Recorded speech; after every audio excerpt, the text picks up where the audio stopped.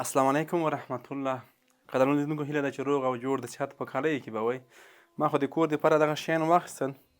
خدای دې وکړي تاسې خوښ شي. نو تاسې به حتما اختر دی کور دپاره به تاسې هم څه اخلئ، نو دا بهترین شیان دي. ماشومان کور کې ورته خوشحاله وي، ټول ورته خوشحاله وي. خو هغه څوک چې کور کې څه نه لري هغه به نه له اختر نه خبر وي او نه به کلچې او مټیۍ نه خبر وي. راځئ په چمګاونډ کې مو ډېر بېوزله بېچاره خلک شته، هغوی سره کومکونه او مرستې وکړو. هغوی اختر یو په دوه کړو.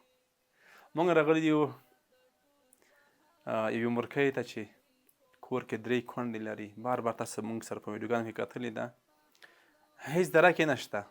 دا اوس چې موږ راغلو ما ورته ویل چې اختر دی، مورې څه مه اخیستي یو. خو ویل چې بېګا ته ښه شپه ده، موږ لا خبر هم نه یې. کور کې نه اوړه شته نه غوړي شته، یو شی هم نشته. اختر خو لا لرې خبره ده. الحمدلله ښې که موږ چېرته یو بل ته لاس ورکړو حتما یو بل راپورته کولی شو او یو چا ته خوشحالي ورکولی شو، یو چا اختر یو په دوه کولی شو. راځئ چې د بېچاره خلکو اختر یو په دوه کړو. دا دنیا تېرېدونکې ده، یو ورځ به نه وو. راځئ ژوند کې ښه وکړو. دا د عید دپاره کلچې او مټۍ دغه شیونه خوښ دي دي؟ بس خوښ مو دی، الله معبود کړه، دیني دنیا مو جوړ. امین. تو سره مورې دا به دلته کېده. مورې دغه د میاشتنۍ خرڅه دې مو شوله، اوړه دې وشول مورې، وریجې وشول، غوړي وشوه، هر څه پکې وشول. اختر دپاره کلچې او مټۍ او کیک دا هم وشول. کور کې مو څه و مورې؟ والله که دوړه بوړه به وي. څه مو خوړل مورې بیا؟ یوه ورځ مو 2 ورځې مو زپار ټوله کړه. په سکون کې وي 3-4 ورځې مو د خونو کې پورونه وکړه. پور څوک کوي مورې؟ والله بس نن یې تیلې وي چې ما ته وړر وکړو، ورته مې چې اوس یې کومه نه کوم، لږه ګزاره وکړئ، لږ صبر وکړو چې لږه ښه شم، لږ وړه به ټوکم، ما به تاسو ته ډېر کړم، زه به یې خدای لیته کړم. زموږ ستاسو په چمګاونډ کې داسې بېوزله بېچاره خلک شته چې پور باندې وړه راټول کړي، نو بیا بله اسره نه وي. ورته وایي چې زه به کلي باندې وګرځم، ستاسو دپاره به وړه راټول کړم، در به کړم، او زموږ بیا هم خدای شته. مورې مرۍ دې بیخي نوستې دي، بیخي بغې شوي دي. مړۍ مې ناستې دي، مړۍ نه خو لوېدلې یم. اوس ورته وایي چې مړۍ خورئ که نه؟ ورته وایم چې نه نه خورم، مړۍ مې زړه نه مني.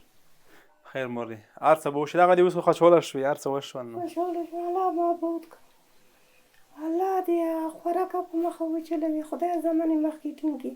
امین. تاسې دې خدای علونه منګولې ډکې کړي، خدای امین. مو دیني دنیا جوړ کړه، هر یوه مو امین. خدای سمه. ډېره مننه خورې، تاسو به زما د مور دعاګانې لیدلې وي. زموږ خورکۍ خپله هم ستونزې مشکلات یې لرلې، یو څه موده خپل کارونه او خپل اقتصادي ستونزې وي، خو بیا هم ډېر وخت کېږي ستاسو سرپرستي په غاړه باندې اخیستې ده. هره میاشت همکاري کوي، د یو څو میاشتې همکاري ونه کړله په دې خاطر باندې چې خپله مشکل وکې وه، خو بیا هم کور یې ودان دغه ده، بیا همکاري وکړله. بس کور یې ودونکې خدای زمانې زهیر مه کړي، خدای امین. ته نه مړه ګوډې مه کړي، امین. بیمارۍ او رنځورۍ نه یې خدای ورته وساتي. امین. هر ټوله مسلمان دی خدای وساتي. امین. نوره به څه ووایم، د بارۍ نه څه ویلی نشم. بس مورې ته مه غږېږه نوره، زه غږېږم که نه دا په وانه کې. قدرمنو لیدونکو، راځئ زموږ او ستاسو په چمګاونډ کې ډېر بېچاره او بېوزله خلک شته. راځئ چې ورسره همکاري وکړو. راځئ د دوی اخترونه رنګین کړو. زموږ ستاسو اخترونه به خدای رنګینوي انشاءالله. دا خپرونه په همدې ځای پای ته رسوم. تر بلې خپرونې ښې چارې، ښه وخت درته غواړم. یا چې مې مور ته راولې مرګی هادي د سمسور دې وي، خو مور دې وي هادي د سمسور دې وي، خو مور